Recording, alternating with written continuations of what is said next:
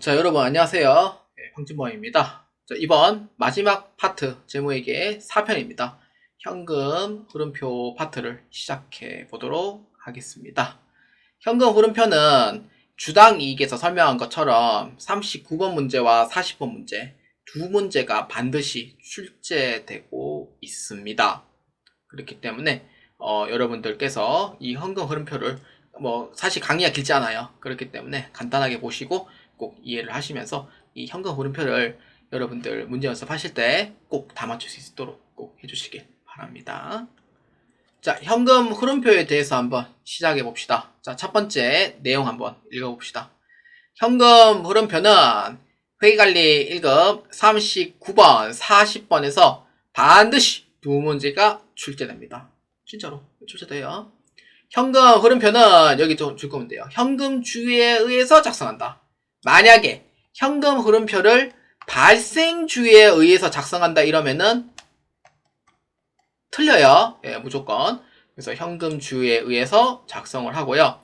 활동은 총 3가지로 나누어지며 영업활동 현금 흐름, 투자활동 현금 흐름, 재무활동 현금 흐름 3가지로 구분이 되어 있습니다. 이거 어디서 봤어요? 그렇죠. 회계의 기초에 대한 정의에 대해서 본 적이 있습니다. 재무제표에 대해서 설명을 했고요. 간단하게 설명했죠. 그렇기 때문에 현금 흐름표는 재무상태표가 기초에서 기말로 변천해 가는 과정을 현금 흐름의 측면에서 관찰할 것이다. 말 그대로 이제 현금, 실제로 현금이 들어온 부분에서는 올라가는 거고 실제로 현금이 나간 부분에 대해서는 내려가는 부분이고 그래서 이런 형식으로 이제 현금 흐름표가 이렇게 되는 거죠.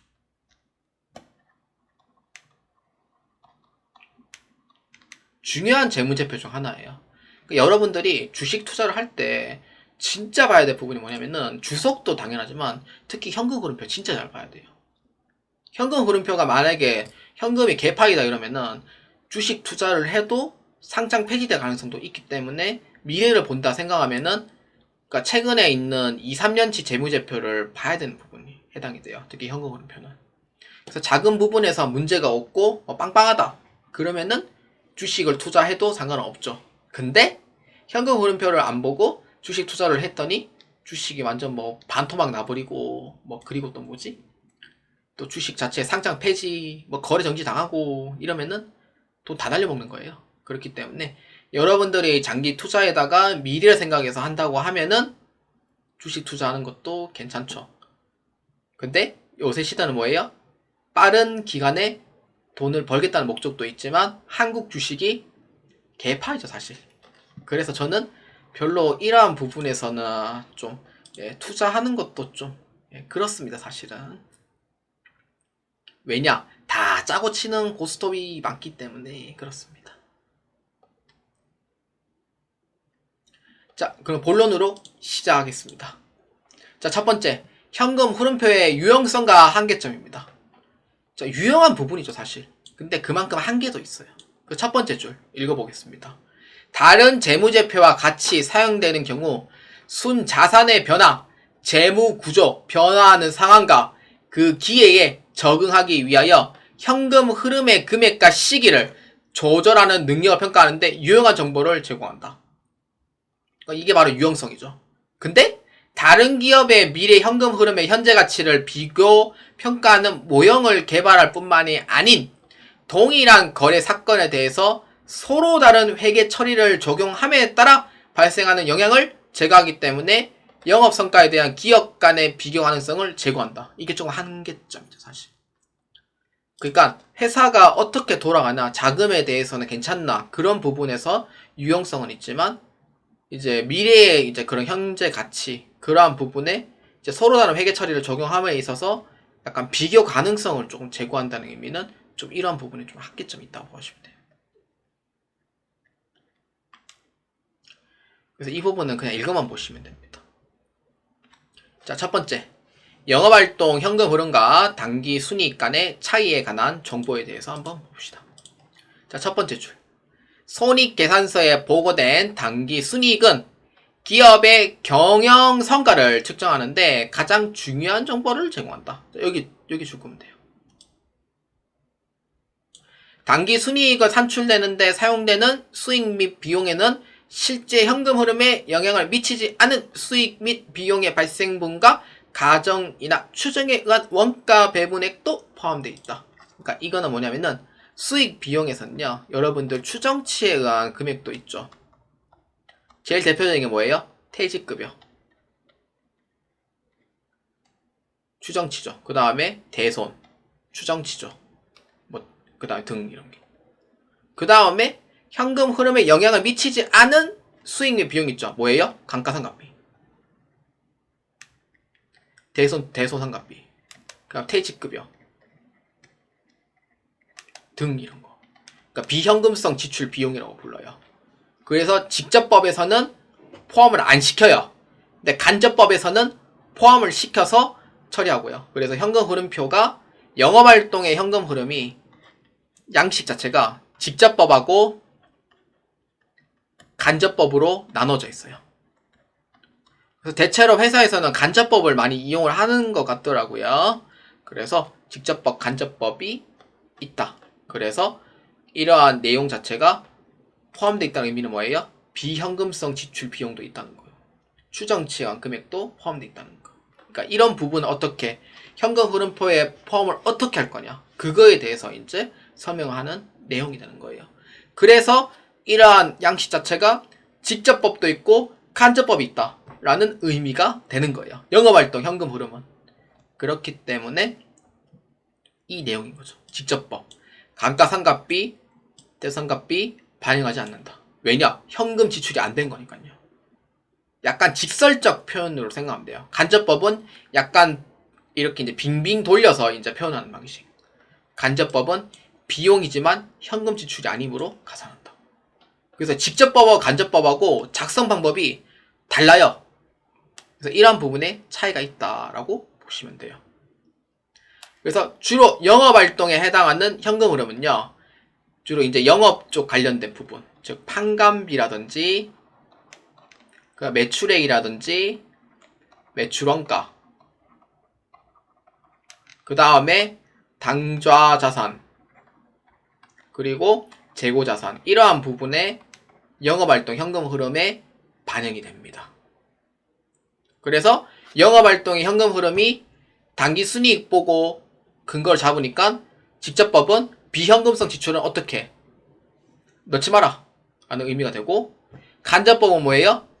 비용이긴 하지만 지출된 건 아니잖아. 그래서 포함시켜라. 그 다음에 이제 해가지고 조정해라 라는 의미로 이 서식이 두 개로 나눠지는 겁니다. 그래서 영업활동의 현금 흐름표는 표가 두 가지가 있다. 어떤 거? 직접법으로 작성했는 거랑 간접법으로 작성했는 거랑 이 두 개가 나누어져 있더라. 이렇게 보아주시면 됩니다. 자, 그 다음 두 번째, 투자활동 현금 흐름입니다. 투자활동에 여기 한번 읽어봅시다. 첫 번째 줄, 현금을 어떠한 투자활동에 사용하였는가의 구체적인 정보를 제공합니다. 투자활동과 관련된 자산의 감소를 통해 유입된 현금 내역에 대한 정보를 제공한다. 그러니까 어떤 거예요? 투자활동의 현금 흐름은 첫 번째, 투자자산에 해당하는 부분. 두 번째는 유형자산과 무형자산에 해당이 돼요. 그리고 이제 차입금과 관련돼 있는 부분도 투자활동인데, 뭐 차입금 상환은 재무활동 이렇게 해서 보고 있어요. 그러니까 조금 이 부분이 좀 헷갈릴 수도 있어요. 그 다음에 재무활동은 읽어보면 다음과 같습니다. 회사의 고유한 영업활동 외에 재무활동의 현금 흐름의 내역을 보여준다. 그러니까 어떤 거? 장기부채 상환, 뭐 그 다음에 어떠한 재무활동, 주로 어떤 거 하면은 자본에 관련되어 있는 부분. 그래서 이 부분이 재무활동 쪽으로 보아주시면 되는 겁니다. 그래서 흐름은 세 가지 기억해 주세요. 영업활동의 현금 흐름, 투자활동의 현금 흐름, 재무활동의 현금 흐름, 이렇게 세 가지 잘 기억해 주시기 바랍니다. 자, 그래서 우리는 이제 두 번째 현금 흐름의 활동에 한번 봅시다. 영업활동 현금 흐름입니다. 자, 첫 번째 줄에 적어주시면 돼요. 기업의 주요 수익 창출 활동, 투자 활동이나 재무 활동이 아닌 기타의 활동을 의미를 한다. 아까 얘기했었죠. 현금 및 현금성 자산의 당좌자산 부분, 그 다음에 재고자산의 부분, 그 다음에 매출액, 매출원가, 판관비 쪽으로 주로 영업활동, 현금 흐름을 보시면 되고, 그래서 직접법으로 할 거냐, 간접법으로 할 거냐는 회사의 선택에 맡겨주시면 됩니다. 그렇기 때문에 영업활동 현금 흐름은 요 밑에 내용을 읽어보시면 됩니다. 볼까요? 재화의 판매와 용역의 제공에 따른 현금 유입, 뭐 현금 매출, 매출채권 회수, 선수금 수령 이런 거. 그 다음에 노열티, 수수료, 중개료 및 기타 수익에 따른 현금 유입 이런 거. 그 다음 세 번째, 재화와 용역의 구입에 따른 현금 유출. 그럼 네 번째, 종업원과 관련하여 직간접적 발생하는 현금 유출. 그러니까 대부분 판관비 쪽이죠.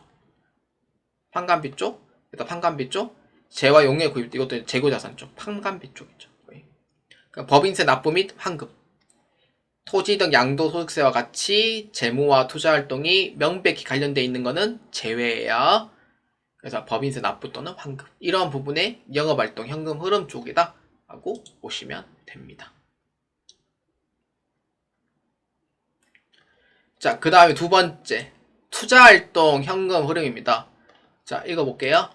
현금의 대여, 회사활동과 같이 장기성 자산, 현금성 자산에 속하지 않는 유가증권, 투자자산, 유형자산 및 무형자산의 취득과 처분에 관련된 활동이다.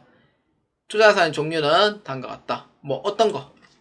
그러니까 유가증권, 투자자산, 유형자산 및 무형자산, 이쪽으로 보면 되는 거죠. 그래서 어떤 거냐면은 유형자산과 무형자산, 기타 장기성 자산의 처분에 따른 현금 유입.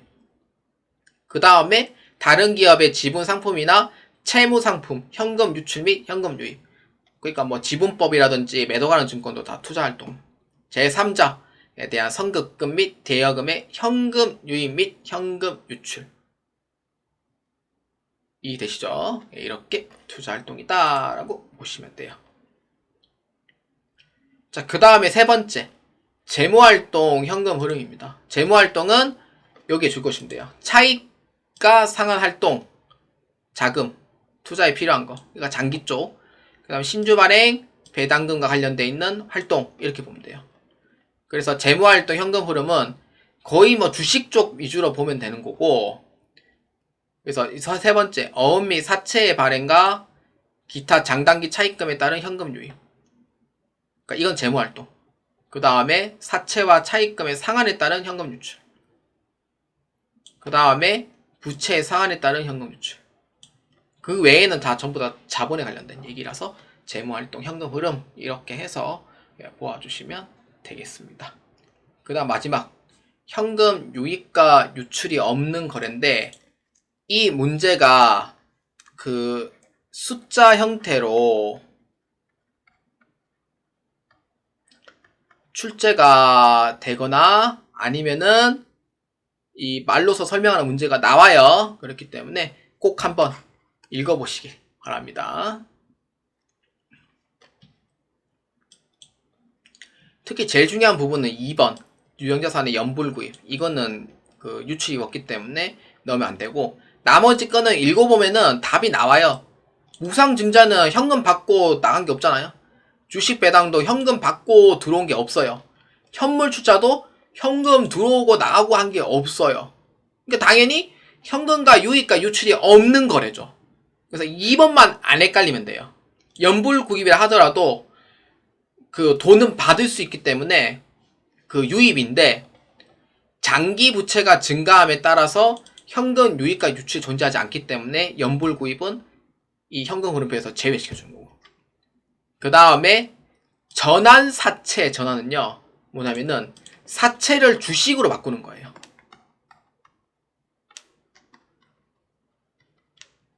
이거 회계 처리 방법 조금 복잡합니다. 재은관리사 때 나오기 때문에. 그래서 이런 부분에서는 주식 변경이니까 현금이 들어오고 나간 게 있어요, 없어요? 없는 거죠. 그래서 포함시키지 않는다라고 보시면 되겠습니다. 그래서 이렇게 해서 모든 파트가 다 정리해 주시면 되겠습니다. 자, 그러면은 마지막으로 우리는 이 문제의 형태가 어떻게 나오나 자 한번 보도록 합시다. 자, 모의고사에서 나왔는 일부 문제예요. 39번과 40번 한번 봅시다. 그러면 자, 39번 한번 봅시다. 다음 중 현금 흐름표에 대한 설명으로 옳은 것이에요. 자, 1번 현금 흐름표는 일정 기간에 현금의 입출금을 나타내는 표다. 맞아요? 틀려요? 일정 기간이니까 맞는 거죠. 그 다음 2번 현금 흐름표의 활동 종류는 영업활동 현금 흐름, 투자활동 현금 흐름, 손익활동 현금 흐름으로 구분한다. 맞아요? 틀려요? 아니죠. 뭐죠? 손익활동이 아니 뭐예요? 재무활동 현금 흐름으로 구분한다. 문제 형태는 이렇게 나오게 돼요. 그 다음에 3번 영업활동 현금 흐름은 직접법만 사용할 수 있다. 아까 뭐였죠? 영업활동 현금 흐름은 직접법으로 쓰는 것도 있지만 반대로 뭐예요? 간접법도 사용이 가능하다고 했었죠. 그래서 3번에 대한 얘기도 아니다 이렇게 보면 돼요.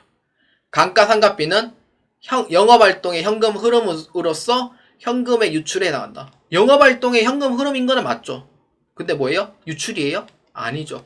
비현금성 지출 비용이기 때문에 유출도 없고 그만큼 유입도 없는 거예요.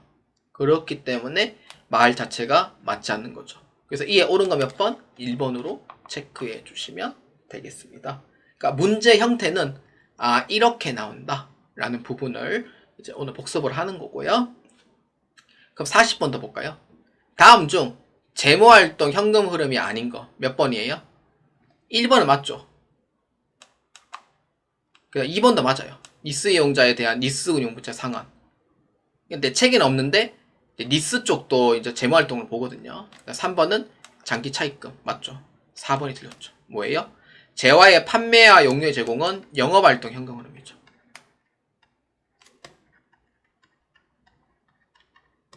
그래서 정답 몇 번? 4번으로 체크해 주시면 되겠습니다. 그래서 문제 형태는 이렇게 나온다 라고 보시면 돼요.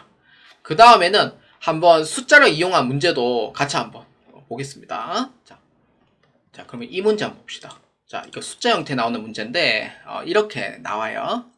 자, 주식회사 JB의 수정전 현금 흐름표상 자료는 다음과 같다. 자, 주식회사 JB는 회계 감사 과정에서 당기 비품 취득가액 2만원을 재무 활동으로 인한 현금 유출액으로 처리함을 밝혀졌다. 이러한 오류로 수정한 후에 현금 흐름표에 관한 설명으로 옳지 않은 것입니다. 자, 여러분들 비품에 해당하는 취득가액 2만원을 재무활동을 했대요. 비품은 어디에요? 유형자산이죠. 그러면 어느 활동이에요? 재무활동 아니죠. 어디에요? 맞아요. 투자활동이죠. 그러니까 투자활동으로 비품을 취득했어요. 현금을 줘요? 받아요? 현금은 지급을 하는 거죠. 그러면 현금이 나갔어요? 들어갔어요? 현금이 나간 거죠. 유출된 거죠. 그래서 이러한 부분을 확인하고 그럼 투자활동이 어떻게 돼요? 20만원만큼 순유입이 아니고 뭐예요? 순유출인 거죠. 그래서 어떻게 해야 돼요? 마이너스 20만원. 그래서 얼마? 10만원을 표시하는 거죠. 자, 그러면은 투자활동의 순유익 30만원이니까 2만원이 나갔어요? 들어갔어요? 나갔죠. 유출이죠. 그러면은 순유입을 수정하면 얼마예요? 28만원이 되는 거죠. 그래서 이렇게 해서 수정하고 그의 설명으로 옳지 않은 걸 찾으면 돼요. 그러니까 1번은 영업활동 현금 흐름 100만원이 순유입이 된다 라고 하면 맞아요? 틀려요? 맞는 거죠. 근데 투자활동 현금 흐름에 2만원 빠졌잖아요. 28만원 표시되는 거예요. 그리고 재무활동 현금 흐름이니까 20만원이 순유입이에요. 근데 아까 2만원이 재무활동으로 되어 있잖아요. 그럼 어떻게 해주면 돼요? 마이너스 어떻게? 플러스 바꿔줘야 되는 거죠. 근데 문제가 좀 잘못됐네. 이게 재무활동 현금흐름이 22만원 아니고 마이너스를 플러스를 바꿔줘야 되거든요. 그러면은 22만원이 되는 거예요. 그래서 이렇게 변경할게요. 문제 잘못됐어요 이거. 그래서 이렇게 해서 22만원을 바꿔주는 거죠. 왜냐? 돈 나갔잖아요. 나갔으니까 나간 걸 뺐잖아요. 그럼 빼면 반대로 바꾸는 거예요. 뭘로? 플러스로 이렇게 2만원. 그래서 22만원이 되는 거예요. 이렇게 재무활동이 원래 아니니까 아닌 거를 다시 올바르게 수정해줘야 되니까 22만원이잖아요. 그래서 3번이 답을 본래 했거든요. 제가. 그래서 3번은 아니에요. 그래서 수정했고요. 4번 기초의 현금 및 현금 승자산은 변함없다. 맞죠? 왜냐면 기초금액은 건들 수가 없어요. 그렇기 때문에 이에 옳지 않은 거 몇 번? 3번으로 체크해 주시면 되겠습니다. 자, 여러분 25강까지 모두 다 끝냈습니다. 재무회계 파트가 이제 회계관리 2급에 비해서 내용이 조금 더 깊게 나오는 부분도 있고요. 문제가 조금 더 심화돼서 나오는 부분도 있어요. 그렇기 때문에 여러분들께서 이 현금 흐름표까지 보고 여러분들 꼭 70점 이상 꼭 받으시길 바라고요. 자, 재무회계 강의는 여기까지 이제 진행합니다. 이제 26강부터 50강까지는 조세법으로 시작을 하고 세무회계 파트로 시작을 합니다. 자, 세무회계 파트를 간략하게 설명해 드릴게요. 책에서는요 5편의 조세법 총론, 6편이 법인세법으로 되어 있습니다. 시험 문제가 그대로 따라오는 걸로 책을 제작을 했고요. 7편이 소득세법, 8편이 부가가치세법입니다. 조세법 총론은 2문제 나오고요. 법인세법이 16문제 정도 출제됩니다. 소득세법은 약 12문제 정도, 부가가치세법은 10문제 정도 출제가 됩니다. 그렇기 때문에 순서를 어떻게 잡을 거냐, 25강부터는 조세법 총론을 잡고요. 26강부터는 이 역순으로 해서 올라갈 예정이에요. 그렇기 때문에 여러분들 혼란이 없도록 잘 참고해 주시길 바랍니다. 제 유튜브 커뮤니티에도 올려놨고요. 법인세법을 먼저 하면은 여러분들 세무회계에 흥미가 떨어집니다. 그렇기 때문에 세무회계도 단계별로 해서 이렇게 올라가셔야 돼요. 그렇기 때문에 부가가치세법 먼저 진행을 할 거고요. 조세법 총론하고 나서 해당이 됩니다. 자, 여러분들 그다 보아주시는데 이때까지 감사의 말씀 드리고요. 세무회계 70점 이상 받아야 돼요. 그렇기 때문에 세무회계 어렵습니다. 여러분들 한 번에 이해하기가 어렵습니다. 그렇기 때문에 잘 이해 안 되는 부분도 분명히 있을 거예요. 그렇기 때문에 세무회계는 외우는 게 아닙니다. 절대로.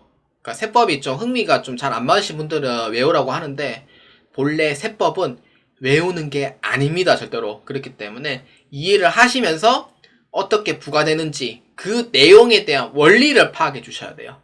그래서 그렇게 공부를 하시고 준비해 주시면은 아마 충분히 합격을 하실 수 있을 거라 저는 생각을 합니다. 자, 여기까지 진행하도록 하겠습니다. 다음 26강 조세법 총론에서 뵙도록 하겠습니다. 여러분들 매우 감사하고요. 고생 많으셨습니다.